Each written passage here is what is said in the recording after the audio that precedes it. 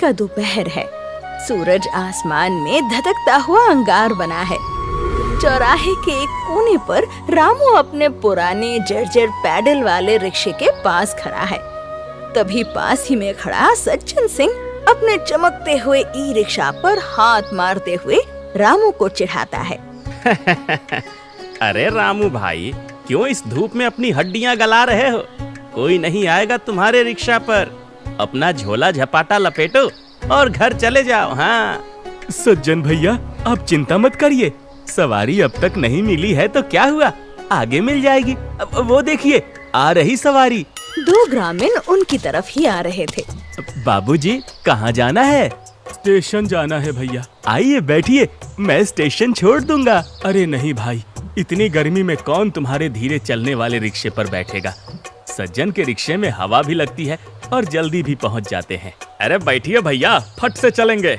दोनों ग्रामीण सज्जन सिंह के ई रिक्शे पर बैठ जाते हैं और सज्जन सिंह हॉर्न बजाते हुए तेजी से वहाँ से निकल जाता है। तभी एक विदेशी पर्यटक वहाँ आते हैं। हेलो भैया, पास में कोई अच्छा रहने का प्लेस है क्या? अच्छा कोई रूम मिल जाएगा? जी साहब, बिल्कुल, बैठिए। मार्क बैग रखते हुए रिक्शे पर बैठ गया और रामू अपनी पूरी ताकत लगाकर पैडल मारना शुरू करता है। ओह, बहुत बहुत शुक्रिया। Very hot. इंडिया में सन बहुत डेंजरस है। हाँ साहब, मई का महीना है ना, इसलिए आसमान से आग बरस रही है। वैसे साहब, आप पहली बार हमारे गांव आए हैं? हाँ, फर्स्ट टाइम। यहाँ से होटल कितना दूर है? नहीं साहब, पास में ही है। मैं आपको छोटे रास्तों से ले चलूंगा, जहाँ थोड़े पेड़ पौधे और छांव भी मिले। आपको तकलीफ नहीं होने दूंगा। अच्छा, वैसे तुम अच्छा आदमी लगता है। तुम्हारा नाम क्या है? मेरा नाम रामू है।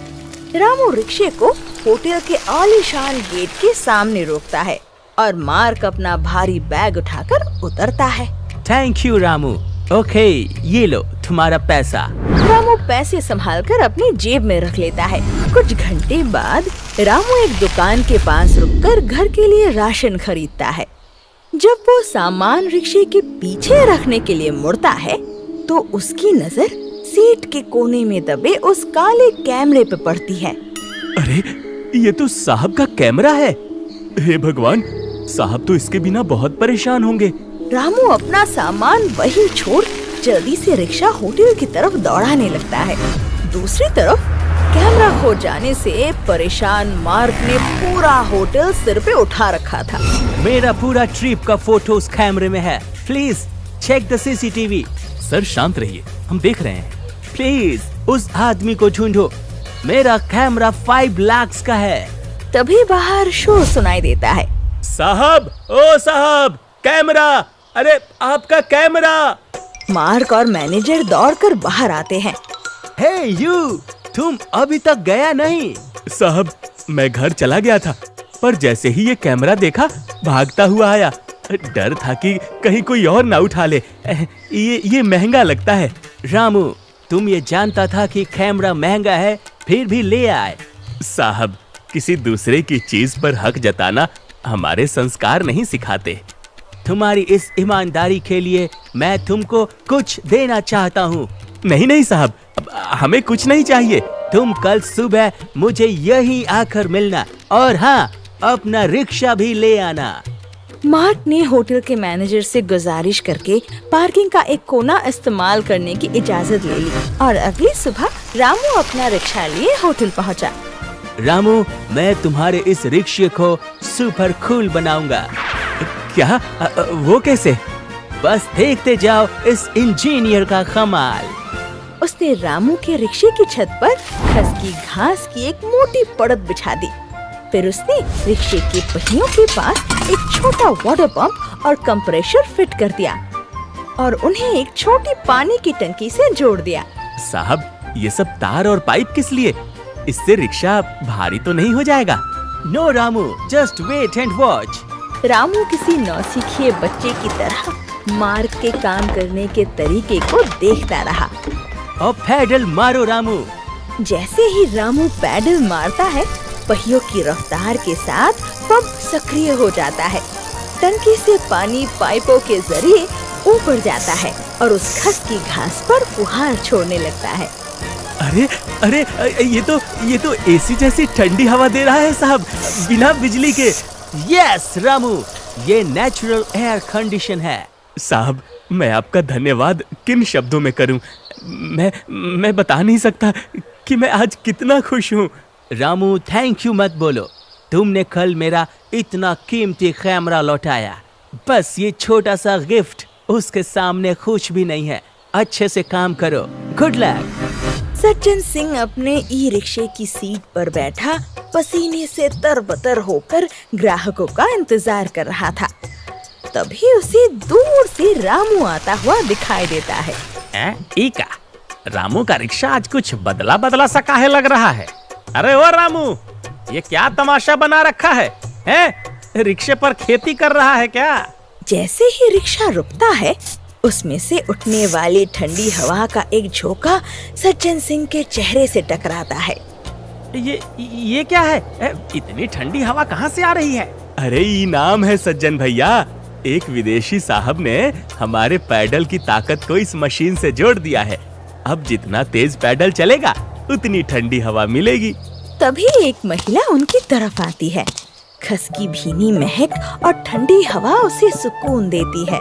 अरे वाह रामू भैया, ये क्या है? तुम्हारे रिक्शे के पास आते ही ऐसा लगा जैसे किसी बगीचे की छांव में आ चुकी हूँ। अब बैठिए बहन जी, अब आपको धूप नहीं लगेगी। अरे दीदी, ये अब भी वही पुराना कबाड़ा है। रामू पैडल मार के ले जाएगा, आपका टाइम खराब होगा। कोई बात नहीं, टाइम लगता है तो लगे। इस तंदूर जैसे ही रिक्शे में बैठने से तो अच्छा है कि मैं रामू की छांव में सुकून से बैठूं। चलो रामू भैया। रामू जैसे ही पैडल मारता है, पहियों की रफ्तार के साथ स्प्रे चालू हो जाता है। अरे वाह भैया, मैंने ऐसा रिक्शा अपनी पूरी जिंदगी में नहीं देखा है। स्टैंड पर यात्रियों की भारी भीड़ थी। सज्जन सिंह अपने ई रिक्शे के पास खड़ा जोर जोर से चिल्ला रहा था। आइए आइए, स्टेशन बस स्टैंड कचहरी, चलिए चलिए सवारी, तुरंत निकल रही है गाड़ी। अरे छोड़ो भाई, तुम्हारी ई रिक्शे की सीट जल रही है और ऊपर से गर्म हवा आती है। यात्री तेजी से रामू की तरफ बढ़ता है। देखते ही देखते 4-5 और लोग रामू के रिक्शे को घेर लेते हैं। रामू भैया, पहले हमको बाजार छोड़ दो। नहीं, 5 मिनट की ही तो बात है, हम इंतजार कर लेंगे। नहीं भैया, पहले मुझे ले चलो, मैं तो ज्यादा पैसे भी दे दूंगा। हाँ, हाथ जोड़कर माफी चाहता हूँ बाबूजी, पर मैं लाइन से ही सबको ले जाऊंगा। अब आप लोग बस 2 मिनट रुकिए। अरे इसको छोड़िए, साथ चलिए, हम ही छोड़ देंगे आपको। नहीं नहीं, 5 मिनट की ही तो बात है, हम इंतजार कर लेंगे। और सज्जन सिंह वहाँ हक्का बक्का खड़ा देखता रह गया। कल तक जो भूख से मर रहा था, आज उसकी इतनी पूछ है। ये सब उस विदेशी की वजह से हुआ है। ये घास फूस का खेल ज्यादा दिन नहीं चलेगा। एक रात सज्जन सिंह हाथ में तेल का डब्बा और आरी लेकर रामू के घर के बाहर पहुंचता है। बहुत ठंडी हवा खिला रहा है ना सबको। शहर भर की सवारी तेरी मुट्ठी में है और मेरा नया ई रिक्शा स्टैंड पर खड़ा खड़ा जंग खा रहा है। आज तो तेरा ये घास फूस का महल ही उजाड़ दूंगा। न रहेगा ये रिक्शा, न आएगी सवारी। सज्जन सिंह अपनी आरी म्यान से निकालता है और जैसे ही वो रिक्शे की छत को काटने के लिए अपना हाथ आगे बढ़ाता है, तभी अचानक एक कान फाड़ देने वाली सायरन और तेज बीप बीप की आवाज गूंज उठती है। अरे ये क्या बला है? सायरन की आवाज से सज्जन बुरी तरह से घबरा गया और उसके हाथ से तेल का डब्बा छूटकर फैल गया। भागने की कोशिश में वो उसी तेल पर फिसलकर धड़ाम से गिर गया। शोर सुन लोग अपने घरों से लाइट जलाकर बाहर निकलने लगे। कौन है? कौन है वहाँ? अरे ये तो सज्जन है। देखो देखो, इसके हाथ में आरी और तेल है। ये तो रामू का रिक्शा जलाने आया था। अरे क्या शर्म नहीं आती? रामू की रोजी रोटी ही खत्म करने चले थे। सज्जन भाई, मैंने तो कभी तुम्हारा बुरा नहीं चाहा। तुम मेरे रिक्शे को आग लगाने आए थे। अरे चुप रहो साहब, क्या किया मैंने?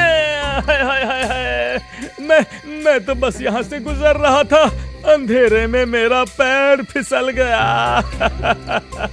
और ये तेल तो मैं अपने रिक्शे के लिए ले जा रहा था। तुम सब लोग तो ऐसे चढ़ रहे हो जैसे मैंने कोई डाका डाल दिया हो। अच्छा, और ये आरी हैं? क्या रात के 2 बजे सड़क पर पेड़ काटने निकले थे? अरे पेड़ नहीं, ये रामू के रिक्शे की पाइप काटने आया था। सज्जन भाई, अगर आपको कोई शिकायत थी तो आप मुझसे कह देते। अरे हम मिलकर कोई रास्ता निकालते। अरे चुप कर, बड़ा आया नसीहत देने वाला। सब किस्मत का खेल है। आज तेरा दिन है, कल मेरा होगा। ज्यादा बोली मत बोल। आज सुबह से ही पूरे इलाके की बिजली गुल थी और सज्जन सिंह का ई रिक्शा चार्जिंग के बिना बेकार खड़ा था, जबकि रामू अपने पैडल रिक्शे पर सवारियों को लेकर गांव में घूम रहा था।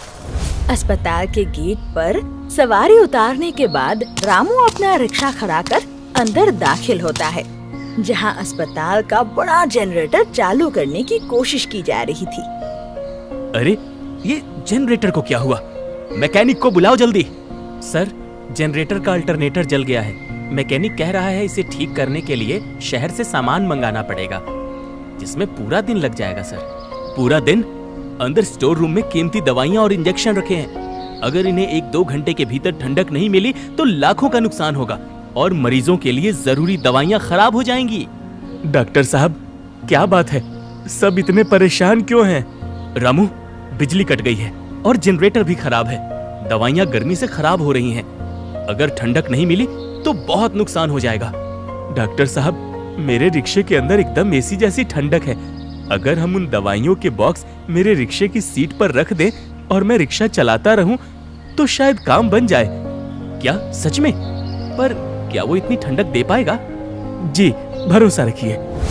रामू तुरंत भागकर अपना रिक्शा अस्पताल के कमरे के पास ले गया और उसने फुर्ती से रिक्शे को डबल स्टैंड पर खड़ा कर दिया। डॉक्टर साहब, जल्दी से बॉक्स मेरे रिक्शे में रख दीजिए। डॉक्टर वर्मा और वार्ड बॉय ने बिना समय गवाए वैक्सीन के कीमती बक्से को रिक्शे की पिछली सीट पर लोड कर दिया। रामू, तुम तैयार हो? जी डॉक्टर साहब, मैं शुरू कर रहा हूँ। रामू ने पैडल पर पूरी ताकत झोंक दी। जैसे ही उसने पैडल मारना शुरू किया, हवा में उठा पिछला पहिया तेजी से घूमने लगा। अब दवाइयों को कुछ नहीं होगा साहब। आसपास खड़े सभी लोग रामू की प्रशंसा कर रहे थे। सर देखिए, टीकों के बॉक्स पर जमी ओस की बूंदें बता रही हैं कि अंदर का माहौल एकदम ठंडा हो चुका है। अब दवाइयों को कुछ नहीं होगा।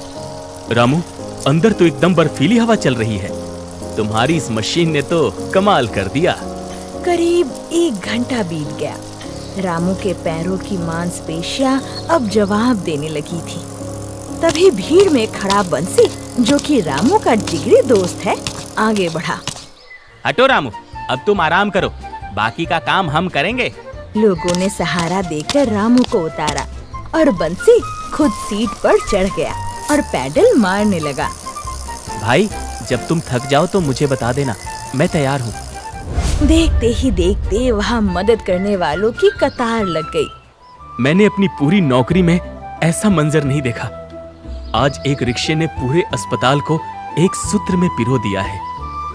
सही कहा सर, आज साबित हो गया, जरूरत पड़ने पर हमारा पूरा गांव एक दूसरे के लिए खड़ा हो सकता है। घंटों तक ये सिलसिला चलता रहा। जब सबकी हिम्मत जवाब देने लगी, तब रामू एक बार फिर पूरी ताकत के साथ रिक्शे की कमान संभालने उतर पड़ा। रामू भाई, हिम्मत मत हारना, बस थोड़ा सा जोर और लगा लो। शाबाश बच्चों, बस थोड़ी देर की बात और है। अरे लाइट आ गई क्या? देखो देखो, बल्ब जला। तभी अचानक अस्पताल की ट्यूबलाइट्स टिमटिमाई। बिजली आ गई सर, लाइट आ गई। बस रामू, रुक जाओ, बिजली आ गई है। अब हम बॉक्स वापस फ्रिज में रख सकते हैं। अस्पताल से लौटने के बाद रामू का शरीर टूट रहा था। वो जमीन पर बैठा मार्ग के पुराने औजारों और उस धूल भरे डायनामो को एकटक देख रहा था। आज पैरों ने जवाब दे दिया है। अगर थोड़े लोग और ना आते तो मैं हार जाता। अगर पहिया घूमने से पानी का पंप चल सकता है तो बिजली क्यों नहीं बन सकती? मार्क साहब ने कहा था कि गतिज ऊर्जा को बदला जा सकता है। अगर मैं इस डायनेमो को पिछले पहिए से जोड़ दूं, तो जब जब रिक्शा चलेगा बिजली अपने आप बनेगी। रामू जोश में आकर जमीन पर पड़ा कोयले के टुकड़े को उठाता है और फर्श पर ही लकीरें खींचने लगता है। हाँ, रात में सवारी बैठाने के लिए लालटेन की जरूरत नहीं पड़ेगी। रिक्शा चलेगा तो रोशनी खुद ब खुद होगी, और अगर बैटरी लगा दी तो ये बिजली जमा भी हो सकती है। कल जो हमें घंटों पैडल मारना पड़ा, फिर उसकी जरूरत ही नहीं पड़ेगी। अगली सुबह की पहली किरण के साथ ही रामू बंसी की दुकान पर पहुंच गया। अरे रामू, तुम सुबह सुबह यहाँ इतनी सुबह सुबह इस कबाड़ के ढेर में क्या ढूंढने आए हो? क्या करूं बंसी, सारी रात नींद नहीं आई। एक अधूरा काम जो पूरा करना है। मुझे अपने रिक्शे के लिए बिजली वाला लट्टू मतलब डायनेमो चाहिए, और कोई पुरानी पर चालू हालत वाली बैटरी मिल जाएगी क्या? क्या बैटरी? रामू भाई, अब इस रिक्शा को हवाई जहाज बनाने का इरादा है क्या? या फिर अब की बार कूलर रिक्शा से सीधा एसी रिक्शा बनेगा? देख भाई, कल हम सब ने कितनी मेहनत की। अगर मेरे पास बिजली जमा करने का जुगाड़ होता तो हमें घंटों पैडल नहीं मारना पड़ता। अब मैं अपने रिक्शे में ऐसी चक्री लगाऊंगा कि चलते चलते वो बैटरी चार्ज करे। अब तुम बस जल्दी से सामान दे दो। हाँ भाई, तेरी जिद के आगे कौन टिक सकता है। वो कोने में देख, उस टूटे हुए टेम्पो की एक बैटरी पड़ी है, और पुरानी साइकिल वाले डिब्बे में शायद वो लट्टू भी मिल जाए। पर रामू, ये सब जुड़ेगा कैसे? पहेली मुश्किल है पर नामुमकिन नहीं। अब मैंने मार्क साहब की तकनीक को समझ लिया है। पहिए की रफ्तार में ही मशीन की जान है। बस थोड़ा फेर बदल और पक्की कोशिश चाहिए। एक दो बार गिरकर ही सही, पर मैं इसे मुमकिन कर दूंगा। दोपहर की चिलचिलाती धूप में रामू पसीने से तरबतर था। उसने 3 बार डायनेमो फिट किया, फिर तार जोड़े, पर हर बार या तो चिंगारी निकलती या पहिया जाम हो जाता। वो दुखी होकर जमीन पर बैठ गया। तभी उसका दोस्त बंसी वहाँ आया। रामू भाई, क्या हुआ? अरे कुछ भी तो नहीं हो रहा बंसी, हिम्मत मत हार। देख, तू मेहनत तो पूरी कर रहा है ना, पर शायद ये बिजली का गणित कुछ और ही कह रहा है। आजकल तो लोग मोबाइल में देखकर खाना बना लेते हैं। तू अपना ये रिक्शा ठीक नहीं कर पाएगा क्या? मोबाइल में? हाँ भाई, अब मोबाइल सिर्फ बात करने की चीज नहीं है, इसमें पूरी दुनिया का ज्ञान है। रुक, मैं बताता हूँ। रामू की आंखें बंसी के फोन की स्क्रीन पर जम गई। उसे समझ आया कि वो तार गलत जोड़ रहा था। घंटों की मशक्कत के बाद उसने एक नया सर्किट तैयार कर लिया। हो गया, हो गया, मैंने कर दिखाया। ये हो गया बंसी। बंसी मेरे भाई, तुम्हारा बहुत बहुत शुक्रिया। रामू रिक्शे पर बैठा और पैडल मारने लगा। अरे देख बंसी, ये काम कर रही है। अरे वाह मेरे भाई, लेकिन मेरे तो कुछ समझ नहीं आया। हुआ क्या? रामू ने पैडल मारना बंद कर दिया। जब भी मैं सड़क पर पैडल मारूंगा तो ये लट्टू मतलब ये डायनेमो पहिए के साथ साथ नाचेगा। ये लट्टू मेरे पैडल की ताकत को बिजली में बदल देगा और इस बैटरी में भरता जाएगा। यानी जब जब मेरा रिक्शा चलेगा तो मेरी मेहनत बर्बाद नहीं होगी, वो बिजली बनकर इस बैटरी में जमा होती रहेगी। और फिर जब कभी मैं थक जाऊं तब मुझे हाँफते हुए ये रिक्शा चलाने की जरूरत नहीं पड़ेगी। बस एक बटन दबाऊंगा और ये बिजली खुद ब खुद मोटर घुमाएगी और मेरा रिक्शा बिना पैडल मारे चलने लगेगा। जैसे ही रामू ने पैडल पर लगा एक छोटा सा बटन दबाया, अचानक बिना किसी आवाज के पिछला पहिया अपने आप घूमने लगा और रिक्शा तेजी से आगे बढ़ गया। रामू के पैर अब पैडल पर स्थिर थे, लेकिन रिक्शा रफ्तार पकड़ रहा था। वाह रामू भाई, तुमने तो ई रिक्शा बना दिया, 2 in 1 वाला रिक्शा। उस दिन गांव की सड़कों ने एक अनोखा नजारा देखा। एक ऐसा रिक्शा जो न पूरी तरह से बिजली का था, न पूरी तरह इंसान का। ये बात सज्जन सिंह के कानों तक पड़ी तो उसने कहा, तुमने सुना, रामू का रिक्शा ई रिक्शा बन गया है। हाँ, बड़का इंजीनियर आए हैं ना गांव में, ढेला भर का बुद्धि नहीं है। और चले हैं गाड़ी बनाने। अरे जिसको बैठना है बैठे उसके कबाड़ा पर, हम तो मुंह भी नहीं देखेंगे उसका।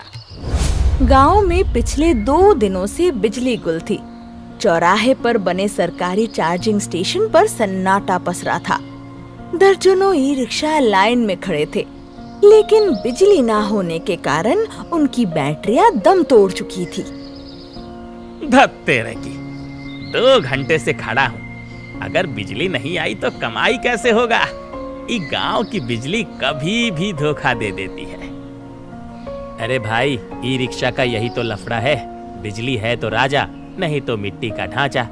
इस मामले में रामू का बढ़िया है, रिक्शा भी है और ई रिक्शा भी। बिजली नहीं है तो पैर मार लेगा। तभी दूर से घंटी की आवाज सुनाई देती है। रामू का रिक्शा पूरी रफ्तार में वहाँ पहुँचता है। अरे ये रामू का रिक्शा इतना तेज कैसे चल रहा है? रामू, ओ रामू, तेरी बैटरी डिस्चार्ज नहीं हुई क्या? गांव की तो बिजली कटी पड़ी है। भैया, मेरा रिक्शा बिजली का इंतजार नहीं करता, ये तो अपनी बिजली खुद साथ लेकर चलता है। रामू की बात सुनकर कतार में खड़े सारे ड्राइवर और आसपास के लोग उसे घेर लेते हैं। रामू उन्हें कुछ समझा रहा था। वही सज्जन सिंह दूर से रिक्शे के पहिए और उस चमकते हुए डायनामो की ओर गौर से देख रहा था। तो इस तरह बिना बिजली के भी ये रिक्शा चार्ज हो जाता है। इसका मतलब पैडल मारो और बिजली बनाओ। वाह यार रामू, हम यहाँ हाथ पर हाथ धरे बैठे हैं और तुम बढ़िया कमाई कर रहे। भाई, क्या मेरा रिक्शा भी ऐसा बन सकता है? सबकी बात सुन सज्जन सिंह दौड़कर रामू के पास आता है। रामू भाई से मेरी जान पहचान है, तो पहले वो मेरा काम करेंगे। लेकिन कल तो तुम कुछ और कह रहे थे सज्जन भैया। अब ये कुछ भी बोलता है। तुम पैसे ले लेना रामू भाई, पर काम कर देना। सज्जन सिंह की बात सुनकर वहाँ खड़े सभी ड्राइवरों ने ठहाका लगाया। अरे छोड़ो सज्जन भैया, रामू अब सिर्फ तुम्हारा भाई नहीं रहा, ये तो हमारे गांव का देसी वैज्ञानिक बन गया है। हाँ, ठीक बात है रामू भाई, तुमने सिर्फ रिक्शा नहीं बनाया, तुमने तो हम सबकी उम्मीद जगा दी जो बिजली के भरोसे बैठे थे। ये तो बस एक छोटी सी कोशिश थी भैया। बंसी की दुकान अब एक कारखाने जैसी लग रही थी, जहाँ कुछ रिक्शों पर डायनामो सज चुके थे और बाकियों पर काम जारी था। अरे वाह रामू भाई, ये तो सच में कमाल कर दिया तुमने। हाँ सही बात है। चलो चलो सज्जन भैया, तुम्हारा हो गया ना, अब मेरी बारी। आइए भैया। जिस रामू को कल तक लोग मामूली समझते थे, आज वही सबकी उम्मीद बन गया था। बंसी और रामू की ये छोटी सी दुकान अब सिर्फ मरम्मत का अड्डा नहीं, बल्कि आत्मनिर्भर भारत की एक जीती जागती मिसाल बन चुकी थी।